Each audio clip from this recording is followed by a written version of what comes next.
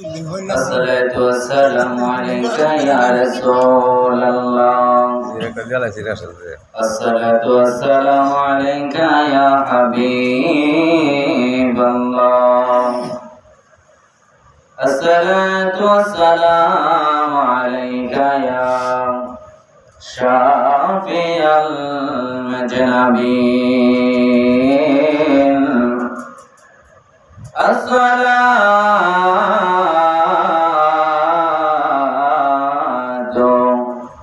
السلام عليك يا رحمة للعالمين اللهم صل على سيدنا مولانا محمد وعلى سيدنا مولانا محمد এই দুনিয়া পড়ে থাকবে আমরা একদিন থাকব না এই দুনিয়া পড়ে থাকবে আমরা একদিন থাকব না সবাই মতে বলে যাবে নবী গয়া করে বলবেন না আল্লাহুম্মা সাল্লি সাইয়্যিদানা মাওলানা মুহাম্মদ ওয়া আলা সাইয়্যিদানা মাওলানা মুহাম্মদ নবী গয়া পনার ভালোবাসায় আল্লাহর ওলি হওয়া যায় নবী গয়া পনার ভালোবাসায় ওয়াসকরণে জবা পায় আল্লাহুম্মা সাল্লি সাইয়্যিদানা মাওলানা মুহাম্মদ ওয়া আলা আলি সাইয়্যিদানা মাওলানা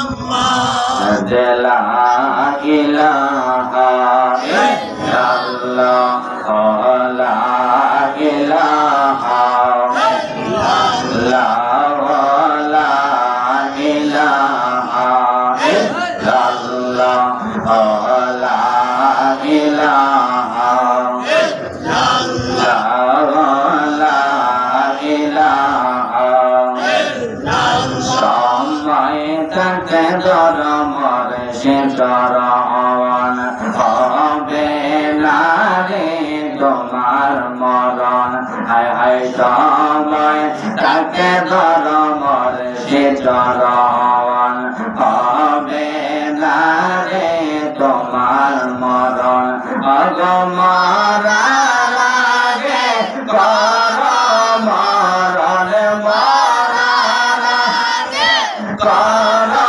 মরণ পাইবা রসে বাকের দর্শন লা ইলাহা ইল্লাল্লাহ লা ইলাহা ইল্লাল্লাহ লা ইলাহা ইল্লাল্লাহ লা ইলাহা ইল্লাল্লাহ মনে দিতা যন্ত্রণা আমরা সইতে যে আর পারি না হায় হায় বালা মনে দিনা যন্ত্রণা আমরা সইতে যে আর পারি না অগতাকে তো যদি মদে পাকা তাকে তো যদি মদে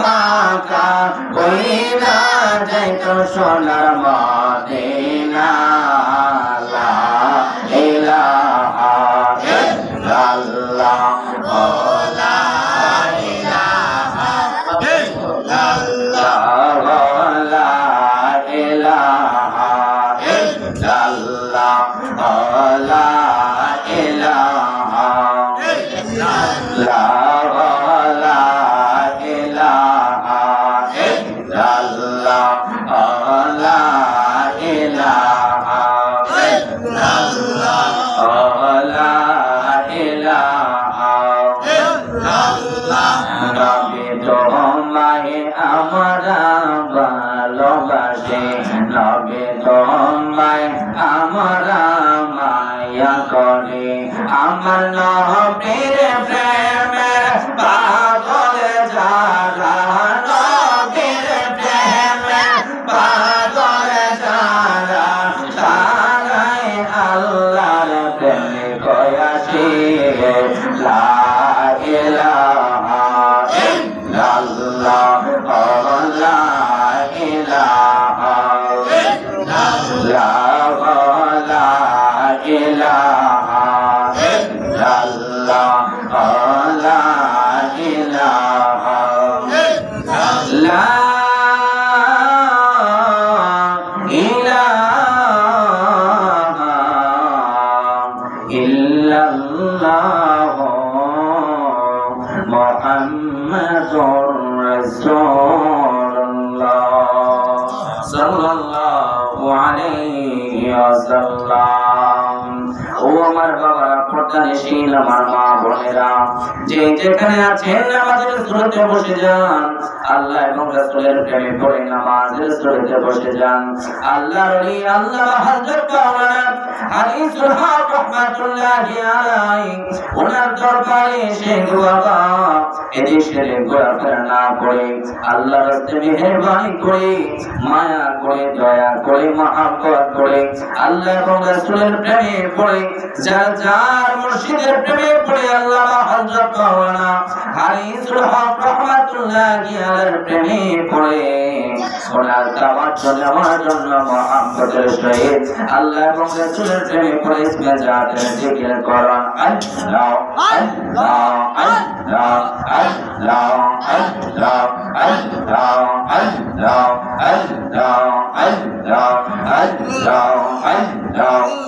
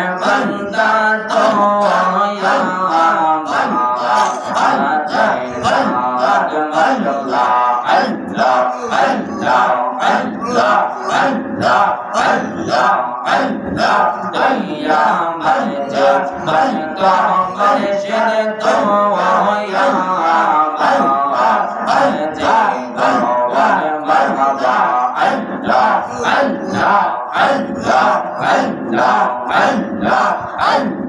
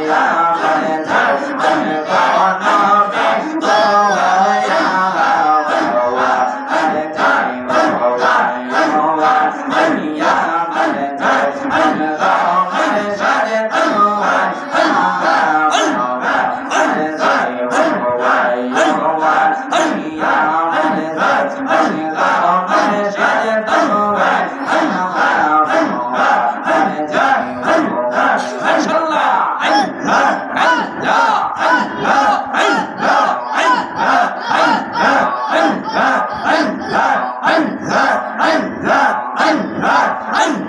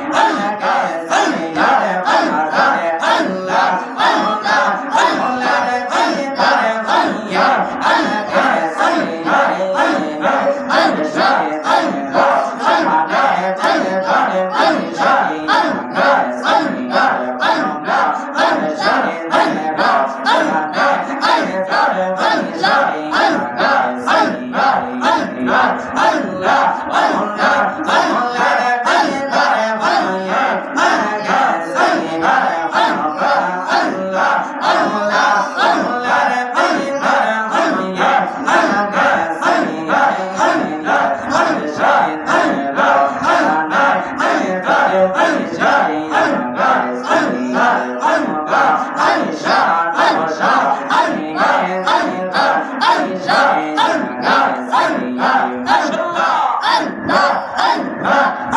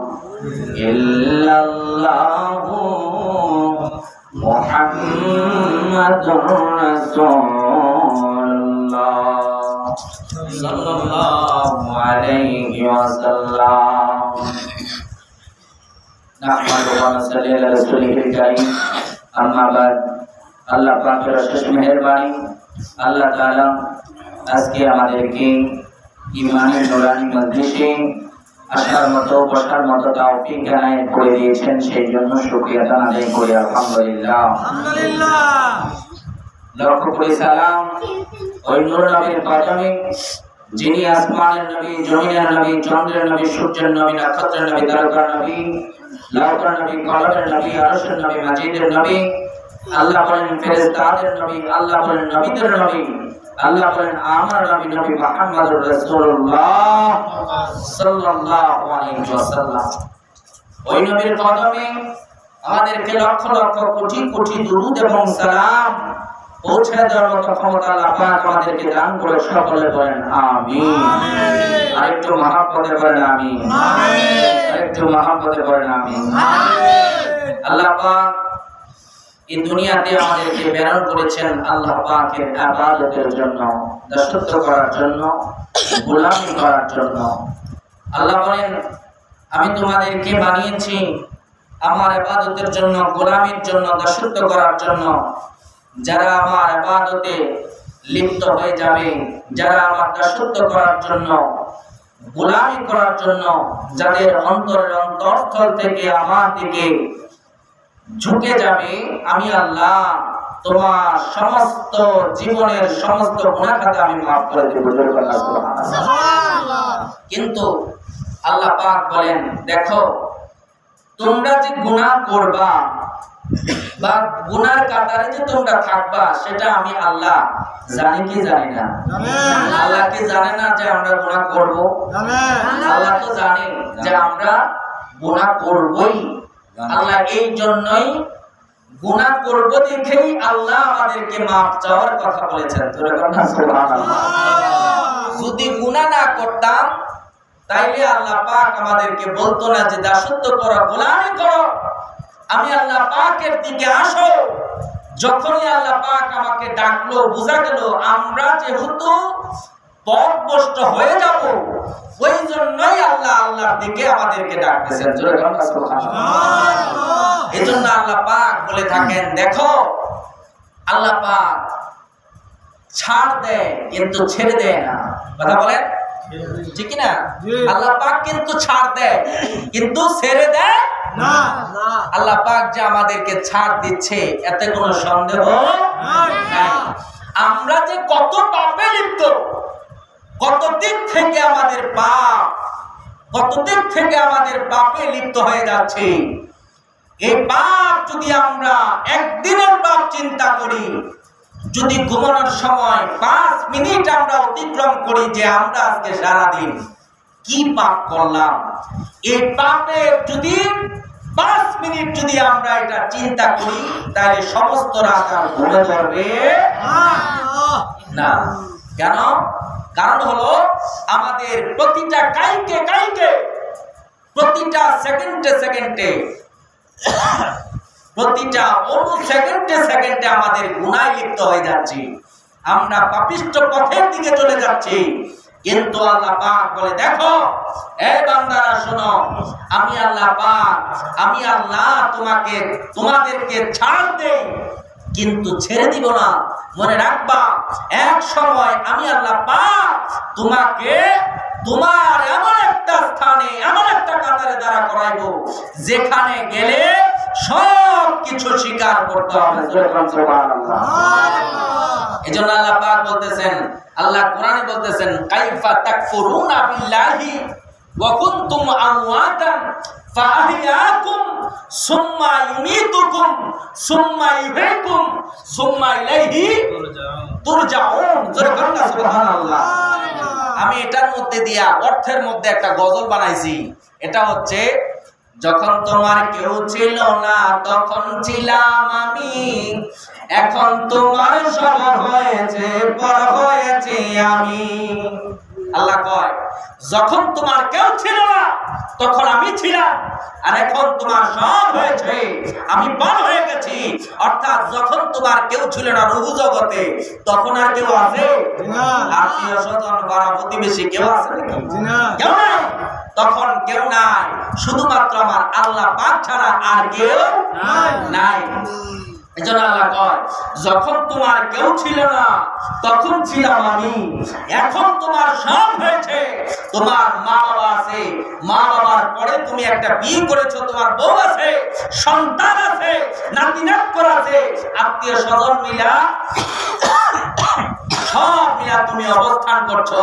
এখন আর আমারই প্রয়োজন হয় না। কথা বলেন ঠিক না? অর্থাৎ যখন তোমার কেউ ছিল না তখন ছিলাম আমি, এখন তোমার সব হয়েছে, বড় হয়েছে আমি। আল্লাহ পাক আবার বলেন, আবার তোমার কেউ থাকবে না, থাকবো শুধু আমি।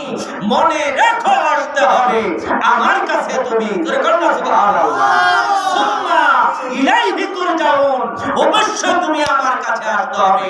এমন একটা ঘুড়ির মতো, ঘুড়ি যখন আকাশে উড়াইতে থাকেন, উঠতে উঠতে উঠতে উঠতে সারাদিন উঠতে থাকে, সকালবেলা ঘুড়ি উড়াই দিছে, ঘুড়ি এবার আকাশে গিয়ে উঠছে, মনের মাধুরী মিশায়া উঠতেছে। এই ঘুড়ির ডুরিটা কার কাছে থাকে?